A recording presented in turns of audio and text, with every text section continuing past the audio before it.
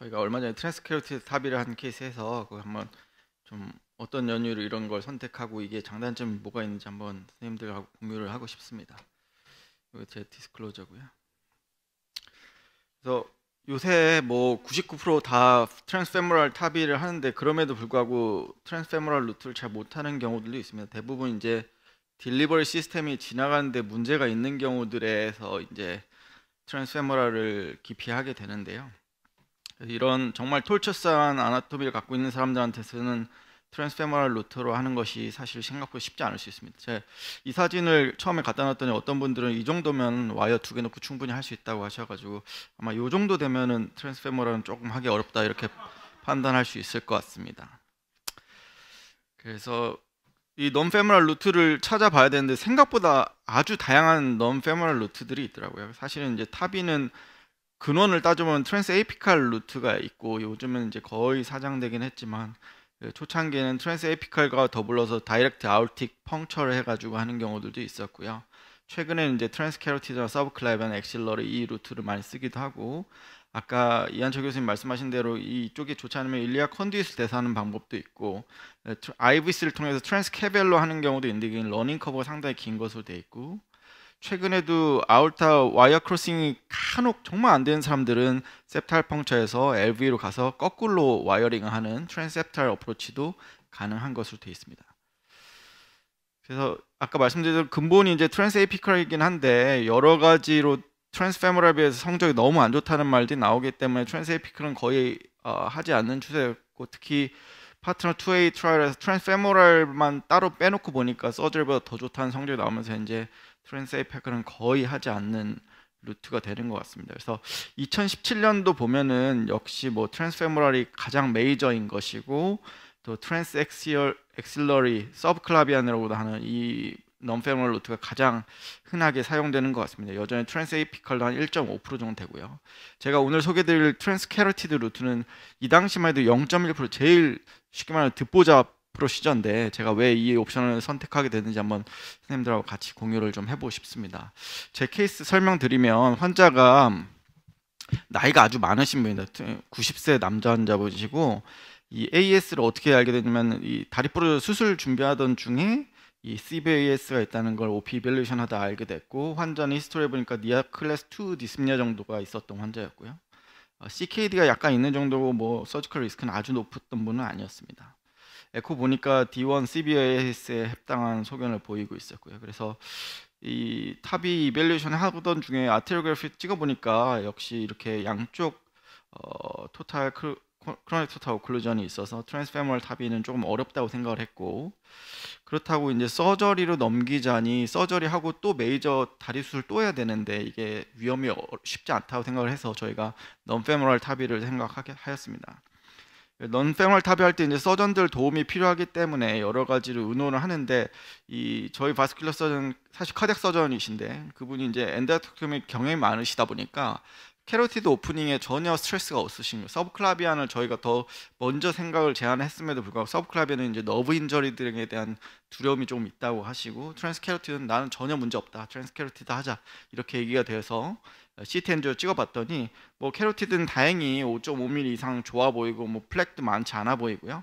특히 이제 탑이 트랜스캐로티드 탑이 할 때 제일 중요한 것이 이 A컴 P컴 커뮤니케이션이 잘 유지되는 게 중요합니다. 왜냐하면 여기에다 꽂아놓고 뭐 짧게는 30분에서 길게는 1시간 정도 이스케믹 타임이 유발될 수 있기 때문에 이런 시기에 A컴 P컴이 인택트하면 이 우리가 딜리버리 시스템 들어간 방향 쪽으로 컬라테랄이 잘 갈 수 있으면 전혀 이스케미아 문제가 안 생기거든요. 그래서 요거를 잘 확인하고 신경과랑 협의하는 게 좀 중요한 문제일 것 같습니다. 그래서 환자는 이제 트랜스캐로티드 탑이를 하기 때문에 우리가 환자 원래 눕히는 방향을 반대 방향으로 눕히고요. 제가 환자분이 우리 저희 이 시니어 간호사 선생님의 아버지셨는데 환자가 흔쾌히 이거 케이스 써도 된다고 동의를 해주셨는데 제가 김을 좀 잘못 가려가지고 눈을 못 가렸습니다. 근데 어쨌든 90세 환자가 반대 방향을 이제 누워서 이제 탑이를 기다리고 있는 상황이고요. 그래서 저희 병원에서 탑이할 때 트랜스캐로티드 탑이할 때 이렇게 세팅을 합니다. 제너럴 아네스테시를 하고요. 저희가 T 가이던스를 하기 위해서 그리고 레프트 캐로티드 아터리가 조금 더 어센딩 아울타 쪽에 평행하게 각도가 되어 있습니다. 그래서 그쪽은 펑처하면 와이어가 보통은 그냥 바로 어센딩 쪽으로 넘어가기 때문에 레프트 캐로티드가 선호된다고 돼 있는데 라이트도 다 할 수 있는 것 같습니다. 레프트를 저희는 주로 했고, 그다음에 라디알 아토리로 아우토그램하고 BP 모니터링 하는 것으로 사용을 했고요. 저희는 뭐 루틴 탑이 자체도 와이어 페이싱만 하고 템포럴 페이스메이커를 안 넣기 때문에 이렇게 두 군데 펑처를 해서 준비를 했었습니다. 그러나 이제 서전 선생님이 저희 하이브리드 룸에 먼저 오셔가지고 캐로티드 아터리 스포저를 해주시는데요. 한 2cm 정도만 인시전 넣으시고 상당히 짧은 시간 안에 20분 정도 내에 다 이렇게 아주 예쁘게 블리딩 전혀 없이 깨끗한 모양으로 이렇게 오프닝을 해주십니다. 그래서 제너럴 NS에 거는 시간이 문제지 이 익스포저 타임은 상당히 짧다 이렇게 판단하셔도 될 것 같고요.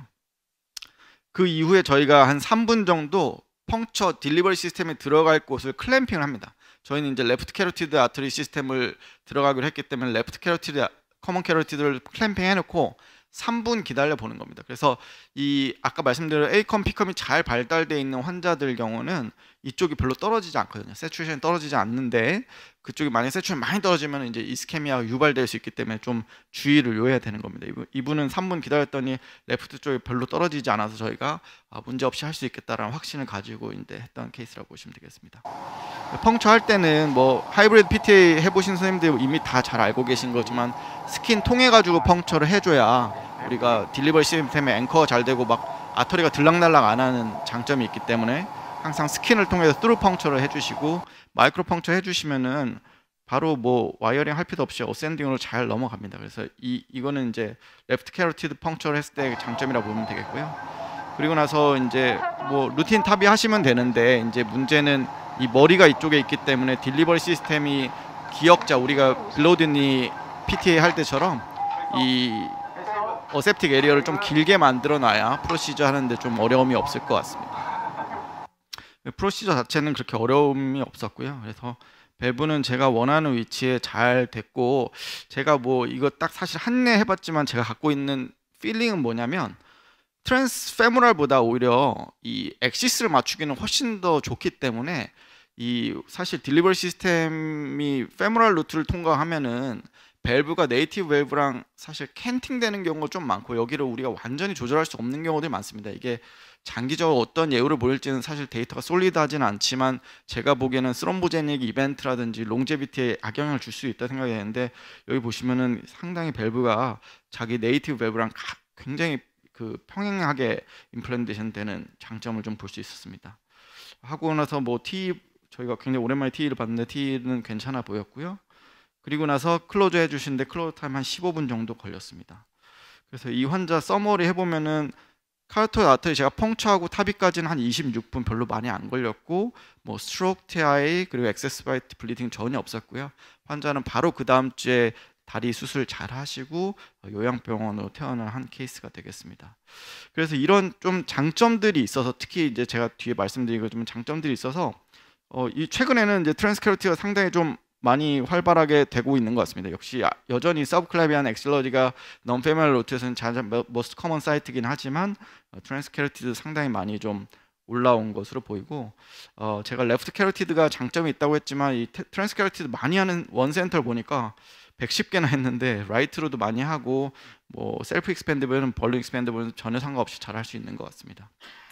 그래서 다이렉트 컴패리전이 없어가지고 여러 가지 보면은 야 트랜스캐로티드 진짜 좋은 프로시저 같이 보이긴 하는데 보면은 이 시술한 연도들 다 다르고 러닝 커브가 다르기 때문에 이렇게 일률적으로 얘기할 수 있는 건 아니고 환자의 상황에 맞춰서 저희가 시술을 하면 될 것 같습니다.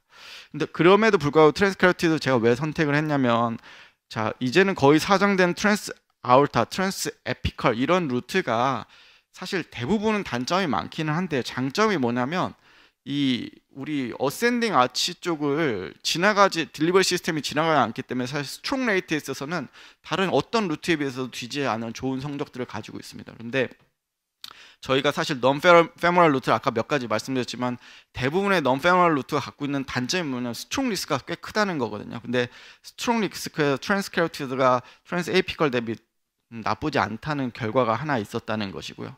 물론 다른 올코즈 모탈리티나 AFib 뭐 여러 가지 검사 결과들은 사실 트랜스캐로티드가 트랜스 에이피컬보다 훨씬 좋은 결과들을 보이긴 했었습니다.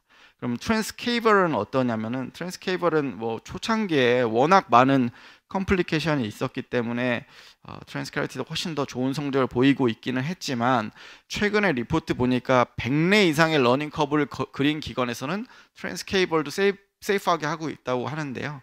트랜스케이벌 100례 러닝 커브 그리기가 쉽지는 않을 것 같습니다. 마지막으로 이제 제일 파퓰러한 넌페머럴 루트는 서브클라비안의 루트하고 비교한 데이터가 있는데 이거 언어저스티드이기 때문에 이거는 결론적으로 얘기할 수는 없는 것인데 어쨌든 뉴머리컬리 그리고 통계적으로 유리하게 트랜스캐로티드 스트롱 레이트가 좀 낮다고 돼 있어서 아마 제 생각에는 사실은 트랜스캐로티드는 캐로티드로 한다고 하니까 스트롱 리스크가 더 높을 것 같지만 거기 딱 펑치하고 딜리버리 시스템 넣는다면 거기는 들어갔다 나왔다 할 일이 없거든요. 보통 이제 딜리버리 시스템이 그쪽을 긁으면서 탁 날아가는 경우들이 많고 그 외에는 이제 애뉴얼리스에서 날아가는 건데 애뉴얼리스 날아가는 탑이 하는 모든 프로시저들이 다 공통적으로 갖고 있는 리스크이기 때문에 이런 면에 좀 유리한 면이 있지 않을까 이렇게 생각이 됩니다. 그래서 제가 정리를 해보면 탑이 프로시저가 너무 많이 발전했고 또 세대가 발전하면서 점점 슬렌더한 프로파일로 할 수 있으면 대부분 트랜스페머럴로 잘 할 수 있지만 그럼에도 불구하고 우리 타비가 워낙 성적이 좋기 때문에 예전엔 타비로 안 했던 것들도 타비로 하게 되면서 얼터너티브 액세스가 필요한 케이스들은 여전히 있을 거라고 제가 생각을 하고 있습니다. 그런 면에서 트랜스캐로티드는 스트롱 레이트가 낮고 입원 기간 빠르고 바스큘러 서전이 있으면 굉장히 릴라이어블한 데이터를 나타날 수 있다는 것. 또 서브클라비안 아터리는 또 단점 중에 하나가 혹시 캐비지 했던 환자면 리머 데미지 줄 로우 찬스가 있거든요. 그런 걱정이 없다는 것, 이런 장점이 있는 것으로 보이고요. 이제 넌페머럴 루트에 대해서는 사실 그 개수가 너무 적기 때문에 정확한 컴패리즌 하기는 어렵지만 이 상황에 맞춰서 가장 적절한 넌페머럴 루트를 찾는 것이 우리한테 중요한 임무가 될 것 같습니다. 경청해 주셔서 감사합니다.